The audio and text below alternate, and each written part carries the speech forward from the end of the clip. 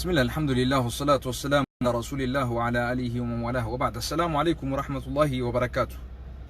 خبجمتوتا هردفتوتا كينيا خنفقو في إيه وجرتن إيغا سلامتا ربي سنرك أراني بودغا أرانتنا نامسا في إيانو چيما حواسا مسلمة إثيوبيا وتي والكأبتي sagalee ukkaamamteef sagalee tahuudhaaf sagalee ulamaa'oota keenyaa kan mootummaarraa sodaa qabu kan gartee yoo dubbate hidhamu ajjeefamu sagalee isaaniitiin arraan tan asirra dhaabbadhee dhugaa jirtu hawaasa kiyyaaf himee hawaasni kiyya karaa bareedaadhaan kabajaadhaan ulfinaan karaa sirna qabaataa taheen dubbii tana akkanaa waliin iyyannaa galchee balaaleeffatu kana yaaminsa isinii godha jechuu. Kanaafuu hawaasni muslimaa kan guutuu addunyaarra jirtan dhaamsa kana dhageehuu qabdanii je'eetiin insha Allah haasoo kiyya keessatti dogoggoraa fi cubbuu waan jaame rabbi irraa haa qabu. وان لغا ربي سبحانه وتعالى جالته لغا ربي بربادو نها دبسيسو هاسوا خنا خغرتي وهين بربادن هين قولين فول ربي تين برباد ربنا هقول هاك ام برباد ربنا هقول دون دوزي جبانم تكالين كون نمني يروني في والدرك ابتي لغا جرت والدرك ابو جبا في ميتي dhugaa jirtu hawaasni keenya beekuu qaba irratti illee dalaguu qabna jechuu. Seenaa namni boodarra seeneeti dubbiin osoo isaaf hin galle xarafa fudhatee fiigee arra Naasir Sheetichatti ka'ee jechuuf deema. Dubbiin akkasii miti. Dubbiin dubbii naa'oliiti. Dubbii hawaasa muslimaati. Dubbiin dubbii Qur'aanaa fi hadiisaati. Dubbiin dubbii guddoo. Dubbiin yoo osoo rasuulli sallallahu alaihi wasallam arra lubbuudhaan jiraate waan rasuulli alaihi salam callisuu miti. Yoo sahaabaan rasuula irra jiraatan waan arra isaan callisaati miti. Kanaafuu ummata keenya kana booda rasuulli sallallahu alaihi wasallam dhufee dhugaa nutti himu hin jiru. Isin hundinuu ambaasadara amantii kanaati. Yoon dogoggorra jiraadhe ragaa wajjin waan qabatamaa humnatiyyaa ol ani gartee abbaati ta'uu barbaade natti himuu qabdan irraa dhaabbaduu jechuu qabdan. Kanaafuu Haaji Umar Idris itti gaafatamaa majlisa Itoophiyaadhaa kan yeroo ammaan tanaa dhaggeeffadha. Hojii muftii maqaa muftii jedhamu san irraa bu'uu qaban, gad lakkisuu qaban. Guyyaa tokko ulamaan islaamaa قد به أني مفتي لي فين جاين بيخو علمان إسلاما علمان حقا علمان ربي صداتو وياتوك وقد به أني مفتي لي فين جاي دبتين بيخو يو نمنينو مفتي لي سن جاين يو إسنو شيخ جاين يا أخي نوتي براتو تي فين جان وري كتابة ميكا غرغ غلچه نياتي علام فتي جرويچو warriyoo qur'aanaa fi hadiisni kun addunyaarraa dhabame guutuu isaa gattaa'ee barreessuu danda'u guyya tokko nuti sheekha nuti muftiidhaaf hin jenne. Haaji Umar Idris muftiidhaa miti. Kana beekuu qaba hawaasni. Fuula rabbii duratti wanni kuni an akkaan du'a kiyya beekuutti hin beeka. Haaji Idris Haaji yoo ta'e haaji amata dabre dhaqee jira ragaan hin baaf. Biyya keenyatti nama haaji dhaqee haaji waliin jaani miti. Haaji khabiira ta'uu isaatu khabiirummaa haqanii godhataa rabbitu beeka. Walii agallu. Haaji Umar Idris khabiira Dr. Ahmad Abiyyi malee caalima ulamaa islaama Itoophiyaa hin bu'u bakka. علماء إثيوبيا رت علماء دامتيني ولي هاقلو أكا غارينا هو بدا رقاراني سن ليسا Haaji Umar Idris kaabineedha. Daleeduu mootummaa Abiyyiiti. Deeggaraa guddaa sirna wayyaaneetii fi oppiidiyooti. Kana dhaggeeffadhu akka gaariitti.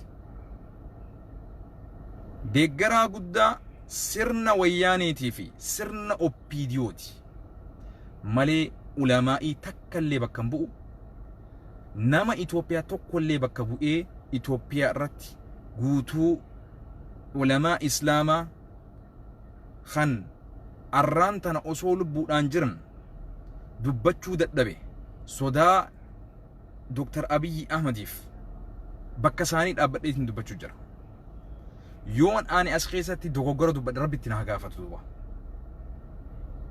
Wallahi thumma wallah dhaamsa kana naa waliin dhaabbattanii bakka jirtanii sagalee ummata ulamaa Islaamaa Itoophiyaa ukkaamameef hadaraa kun dhaamsa obbolummaa dirqama amantii dirqama lammummaa akka baatanii isin jaa. رسول ربي صلى الله عليه وسلم من رأى منكم منكرا فليغيره بيده فإن لم يستطع فبلسانه. نمني إجا كيسانين بدي أغرتن بديسان يودن ديسان حركة كيسانين غاري تججراجي يودد دبدن سغلي تيسانين الربا كيسانين أفان كيسانين همتو سان غاري تججراجي الرانتن أسرت بيه دبچون كيا هاجي عمر إدريس مفتي إثيوبيا خيفين جانسان تكيسو رامتي إسان كبجودا أولفين إسانيتي بكا إساني ملتو تاو قبن بكا خبجان إساني تبريدو تاو قبن. إمام الباني رحمه الله ربي الرحمة هاقروف جي نما قرتي جهي إسابيخ دنديتي إسابيخ بكا إسان ملو إنما إفخاي ربي الرحمة هاقروف جي جو خنافو هاجي عمر إدريس رامسا خنا برانا جيسا من صداتين جارسنا مقدادا إسلام ماتنا أسو برسيسو أسو خدمو عمري جهاتم ترباتم دريجرا إجيسا سيسينتي إجينا مقدانا من يستو أتي المتكارا كترى سيجابسا تائفا يجوني مالتا لا والله لا والله دوغان يو أتي دوغاك أباتي نيكلور بومبين واتكسين قوتو خانو قبات ربك أباتو نما ربي أبيتو وان أكسي سنان نيسا صدا أكسي كابا أني في كل ليسو رامتي يو وني أن دبچو جرو ربو مافتاتي ويوني أن دبچو جرو والرب من جالتو تاتي والله إجاساتي متي موتمان إساتي اللي واتكنا نقول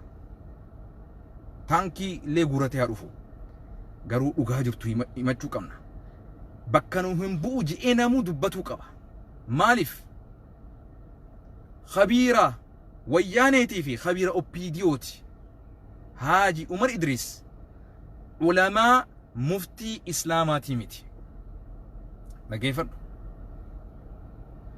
جاسا أبيتي قام أبي بكبو مجلس إسلاما خيسا جرمالي سغلي أمة مسلمة قل قلو سن بكبو تيمتي دابا أوبيديو بكبو أتش خيسان سغلي في فدي في دانتا دكتور أبي هاجي عمر إدريس إني فوتوكوبي توچي جرمالي كان سمو إسا كيسا دام سدبرسو كان دبچا جرو كان هوغنا جرو دكتور أبي دا خانو بر أما غراون نتين سي ديبيا برومسي هاجي إدريس إيسا برتن نبيتني نبيتن بريسانوف يونيفرسيتي إسلاما خميتي إبي فمن هايا مفتي تهوداف أولاغان إسان قوتتني لفاق أبا مالتو تجرى بكمسي إساني صدركا خمر رجرى كتابة تفسيرا إن يرتب برتن كتابة صحيح البخاري إن يرتب برتن كتابة صحيح المسلم إن يرتب برتن كتابة ترميزي إن يرتب برتن كتابة نسائي إن يرتب برتن سنن جهين إن يرتب برتن كتابا إسام برتن تك تكان شيخ الرابرتن يجي نترسو كمان يو ani muftiidha muftummaa kiyya ni mormaa yoo kajeute Haji Idris kitaabalee bakka itti baratan sheekha irratti baratan sartifikeeta waraqaa ragaa guyyaa tokko namni kun na bira barate jechuu namni ulamaa isaanii mirkaneesse ragaa san barbaana. Qur'aanni kun bifa meeqatti bu'ee bifa meeqa baratanii jiran namni muftii ta'uudhaaf qur'aana bifa rabbiin itti buuse qubee torban rabbiin qur'aana itti buuse qaba. Harfii jennaan qubee exactly qubee osoo hin taane loqoda torba rabbiin adda addaan qur'aana kana loqodni torban takkichaan isaatu 2-3 jalaa qaba. walii gallaami amma riwaayaa Hafsaa jira qaraatii gartee Aasim jalatti Hafsaa jira Shu'baa jira akkasuma qaraatii warra Kuufaa ja'amtuu warra gartee Shaam ja'amtuu qaraatii hedduu jira. qaraatii gartee Hamza ibn Khalafii jira qaraatii gartee akkasumatti Narraahimi hedduudha taniin anuun beene jechuudha. Ashru Sughraa jira Ashru Kubraa jira. namni muftii ta'uudhaaf mazhaba afranuu beekuun laazim. namni muftii ta'uudhaaf qur'aana kana sababa isin buute bakka itti buute haala itti buute beekuun dirqama. muftii jechuun waan laaftu si fakkaate muftii jechuun dubbii akka siyaasaatti namni digrii akkanumatti maallaqa olii kennee kunoo namni kun baratee jira jedhee aangoratti wal baasu si fakkaate laa wallah. hay ulamaan warra rabbiin qur'aana keessatti ragaa beef ummata rabbiin ulfina isaanii nan takirraa fuudhuu hin dandeenye. hay ulfina rabbiin sadarkaa ati gahee guddaa amantii islaamaa kana keessatti baatee rabbi si kenne jechuudha. kanaafu duraan dursee barumsa isaanii barbaanna. eessatti baratan eenyu irratti baratan eessatti hoo barsiisaa turan mee namni ani barata muftii Haji Umar jau barataan kitaaba kanaatiin baradhe guyyaa kanaatiin baradhe kitaaba kanaatiin irratti qaree fixe haa as bee dubbatu barataanis. walii gallaami majlisni isaan barsiisaa turan kami naannoo kamitti argama yoo yuunivarsiitii illee barsiisin halqaan ilmiidha majlisni ilmiidha ka isaan barsiisan eessa jira kunis ifa bahuu qaba. eenyutu isaan shuumee achi kaaye muftiin tokko muftii ta'uudhaaf ulamaan hedduun ragaa bahuu qabdiif namni kun aalima ta'uu seenaan isaa qoratamuu qaba. namni kun nama dhugaatii moo nama kijibaati nama malaati moo nama gartee dhugaadhaan qur'aanaa fi hadiisaan hoogganamu nama fedhii isaatiin hoogganamu nama mootummaan isa kana gartee fakkeeffatuudhaaf islaama gargaaruu fakkeessuudhaaf bakka buufatte moo nama akkamiin qoratamuu qaba. hay ulamaa mee ulamaan Itoophiyaa maqaa rabbittiin si kadhadha mee deemaa tokko tokkoon bilbilaati kophaatti dubbisa. Haji Umar muftii ulamaadha jeemme mee ustaazaa haqanii godhataa jeen sheekhummaa haqanii godhataa jeen wallahi thumma wallahi gazbooda naada waliitii na dubbisa kophaatti. sheekootii Itoophiyaa jirtu hundaa mee dubbisi deemi ta dhugaadhaan safuu qabdu ta dhugaadhaan rabbi sodaattu gaafadhu ammas bitamtuun dubbisni. naam mootummaan nama islaama irratti dalagu bakka buufata hoggayyuu nama islaamaaf dalagu osoo hin taane nama islaama irratti dalagu kana bakka buufata mootummaan kana beeki. mootummaan nama dantaa fi fedhii isaaf guutu dirqiidhaan fuudhanii Dr. Abiy Haji Umar Idris muftii Itoophiyaa godhan jechuudha. duraan dursee naa siima keessa seenaa Haji Umar Idris faan amata 40 guutuu qaama mootummaa keessa turan. mee namni amata 40 mootummaa qaama keessa jiru yoom barata yoom barsiisa kitaaba kam qara'uu danda'a kitaaba kam barsiisuu danda'a biiziidha sun achitti dhumti. lammada Haji Umar Idris duraan dursee tokkummaadhaan sabaa sablammoota nama gartee dhugaadhaan hawaasa biyya Itoophiyaa guutuu jiru bakka bu'anii miti. Nama hawaasa irraa dhalate qofa bakka bu'u. Maaliif jennaan koree 9 ta Dr. Abiy furmaataaf ulamaa Itoophiyaa hogganu bakka gartee buusaa je'ee koree 9 keessatti isaan filee ture. Isaanii fi koree biraa Haaji Idris illeen as keessa filamanii turan. Hogguu dura akkatti filamanii asiima. Haaji Idris kuni duris koree majlisaa keessa ture. Dhaggeeffadhu. Ulaagaan isaan lafa kaa'e maaltu ture? Namni gartee koree Ahbash ta majlisaa keessa ture akka deebi'ee hin filamneetu waliigalteen sharxiin tokko lafa jira jechuudha. Maal godhan? Deebi'aniituma ifuma lubbuu isaanii filan jechuudha. Dura seera santu cabe. Koree 9 Dr. Abiyyiin filatamte akka furmaata ummata muslimaatiif barbaadamtu jedhamee kijiba sunis kasilaa Dr. Abiy qubatti qabee ummata 9 kafilee jira yoo yaadattanii jiraattan oduu. San keessaa Haaji Umar Idris tokko ture. Nama hawaasa muslimaatii tolu bakka kana bu'ee hawaasa hogganu fidaa ja'aniiti 9 san filan. 9 sun akka ofii isaaniitiif hin filatamne seerri isaan heerri tumatan san ture jechuudha. Garuu deebi'aniituma Haaji Idris lubbuu isaanii iffilan. Ni taa'onne kana fila nama koreen silaa filtuun ofii iffiluu ni taati. Ati ban nama filii nama haqa godhatu barbaadii ja'anii si fidan deemtee moo ati iffiluun akkamigaa? Hin ta'u jechuudha. Akkuma koree amma ta Itoophiyaa gartee dhaaba siyaasaa tan filmaata kana gaggeessuudhaaf filatamte ofumaaf deebitee dhaaba taatee yoo amma koreen silaa fala barbaaddu filmaataaf furmaata taatu ja'amtee eeggamtu yoo deebitee anumaannu dhaaba gartee siyaasaatiin afilaa yoo jette akkamni taati dubbiin hin taatu. Akkas ta'an jechuudha sun sani. Amma eegas booda ammas warri 9 suni ulamaa'ii waan kana gaggeessu naannawa hundarraa nama 26 filan. Dhaggeeffadhume dubbiin as bireetti ammas. Nama 26 kana keessa namni hundinuu fuudhee galaa ja'aniin biyya teessanitti galaa ja'aniin isin barbaannu. Nama 11 qofa hambisan jechuudha. Nama ulamaa'ii 26 keessa. Eenyu kana dalaga? Haaji Idrisii dalagaa beeka.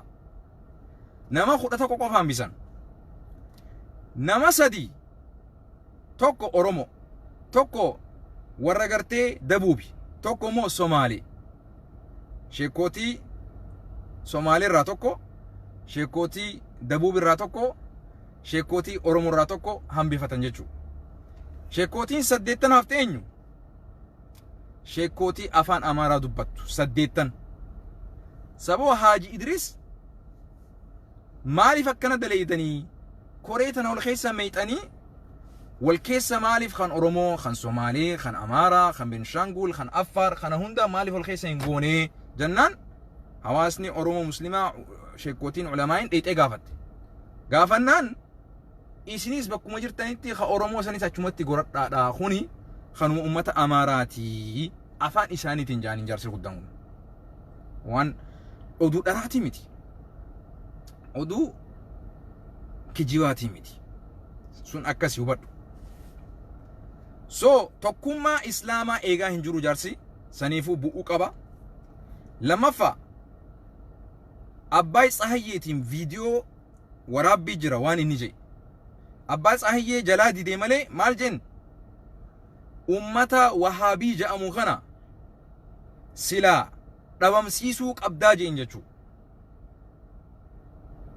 Abbaay Tsahayyeetiin ummata Wahaabii jedhamu kana eenyuuf baana? Anaa fi atiif baana. Nuti Wahaabii miti. Muslima nuti. Namni Itoophiyaa hundi muslim. Namni tokko Wahaabii jedhamu hin jiru addunyaa tanarra. Namni hundi muslima. Garuu ati yoo akkanatti dhugaa dubbatte Wahaabii sin jaan. Amma anaanuu Wahaabii naan jettee jechuudha gabbaatee. Ani Wahaabii miti. Ani walaa Salafii miti. Ani Khawaarijaa miti. Ani muslima. Rabbiin muslima jennu yaa nuti muslima. Dhaggeeffadhu. So abbay tsaayeetiin gaafa aangoo wayyaanee keessas aangoo qabaachaa ture jechuudha. Ummata muslimaa kan wahabii jedhamu jira, ummata kana dhabamsiisuu qabdaa jeen abbay tsaayee jalaa dide jechuudha. haa ta'u ilmiin inni baratee qabu ta inni sadarkaa ol aantummaa muftii isaaf mirkaneessu tamtuutu jira. Naayim jaarsi guddaan kun dhaabbatee yeroonii fi dannasuus dheengada gartanii jirtan. Namni ulamaa muftiidha, mee yoom dannasuudhaaf yeroo qaba rabbi sodaadhuuti. Duba namni akkana akkamitti muftii ta'a? Namni tokko muftii ta'uudhaaf aalima guddaa ta'uu qaba, gaheen beekumsa isaa guddaa ta'uu qabdi. Lammaffaa nama akka rabbi sodaatu ta'uu qaba. Namni beekumsa guddaa huu qabaate yoo rabbi biratti hin sodaanne akkuma ibliis ta'a beeki. Ibliis irra namni beekumsa qabu jiru garuu immoo jallataa namaatti, jallataa shayxaanaati. Ibliis silaa beekumsi isaa aalima guddaa isa godhe qaata namni hundinuu beekumsaan ulamaa ta'uu jalqabee jechuudha. Dubbiin beekumsa qabaa miti, waan barate san rabbi itti sodaatu. إنما يخشى الله من عباده العلماء. بيخا يجون نما أكر ربي صداتو جا ربي سبحانه وتعالى. نعم. خنافو نمني سافلة تنجرو هاجي عمر إدريس علماء إمتي شيخ الليمتي مفتي الليمتي كوماندرا دابا أوبيديوتي إمام أبيتو إمامة أفتي مكا هاجي إدريسي مجلس سيني هاجي إدريسي متي خيف خيسا دبتو جرو أبيتو خيسا دبتا مرتين إني خنو جرو مرتي أبي فئي أبي دنتا أبي ملي فئي ربيتي في رسولاتي متي خنبيخ وياتكو أتي قال الله وقال رسول الله صلى الله عليه وسلم جي حديثا في علمي إسا برسيسو مجلس إني خيساتي برسيسو درسا إني رابرتي ديم أسباسي ديمي ناف خنا كسي تبردو خنافو ساقلين أمة إسلاما أما اللي هايجاك تاتي جرتي أما اللي أمني مسلمة ولمان خينيا أكام ميجرا لبودا سودا وان خنا دبتون دندهن تكاني جيفا من تكاني هيد أمان خنو بردو كاري مترا إبشان أبي هركساتين خنف حاجي إدريسيف نمني دوبا موتوم مرة كانت وارغتي يوم دبتا دوغا وان موتوم في أمالي نعم خنو بدو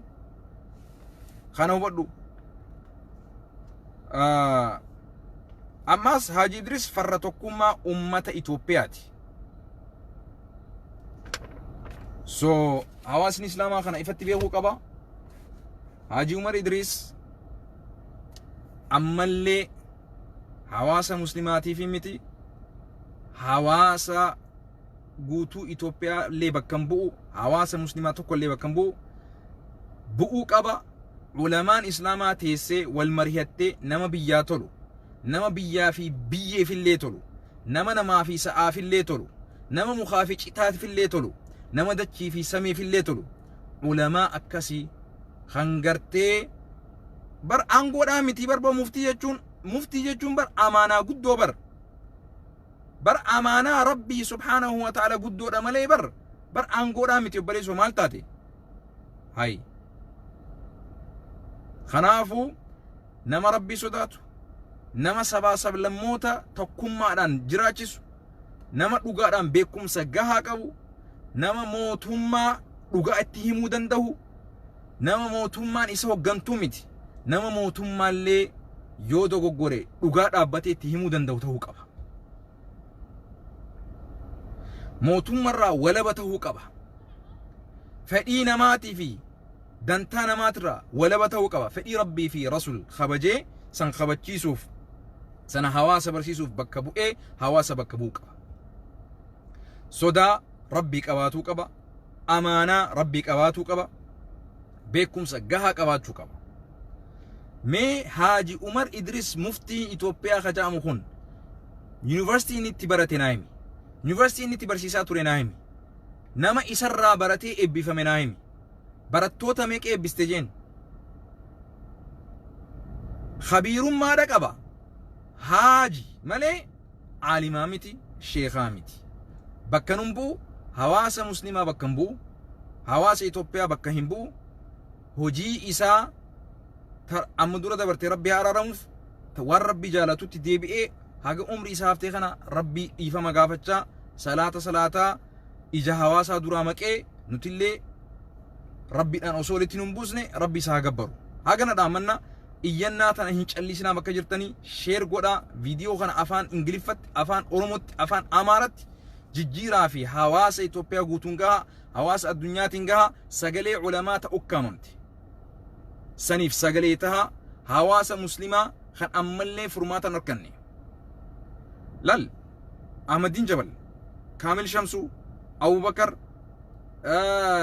Naraimi Yaasiin Nuruu jara kana isaan dalagan waan dalagan gahee isaanii bahanii jiran kana booda isaan jiruu isaanii ibaadaa isaanii haa godhani amma booda nuti nama haaree barbaana generation haariyaa ummanni kun bilchaatee jira tumamee jira cafaqamee jira hidhamee jira ammallee hidhatti deebi'aa jechuun hin barbaannu kanaafuu jarri sodaaf callistee waan callisteef hedduutu jira warri ala jirtan immoo sheekkootiin yoo dhaamsii kun dhugaadhaan waan haqaati jettanii amantan kha'aatiin waliin diriiraa sagalee ulamaa ukkaamamtee saniif sagalee ta'a nama dhugaadhaan qur'aanaa fi hadiisaan biyya san namaa fi sa'aadhaaf biyyaa fi biyyeef dachii fi samiif mukaa fi citaaf hundaaf illee bu'aa qabu rabbi subhaanahu wa ta'ala amaanaa tanarra baadhatee amaanaa rabbii tana bakkaan gahuu danda'u ulamaan irratti walii galtee haa filattu khana na waliin dhaabbadhaan isin jaa turtii gaarii wassalaamu alaikum warahmatullahi wabarakatuh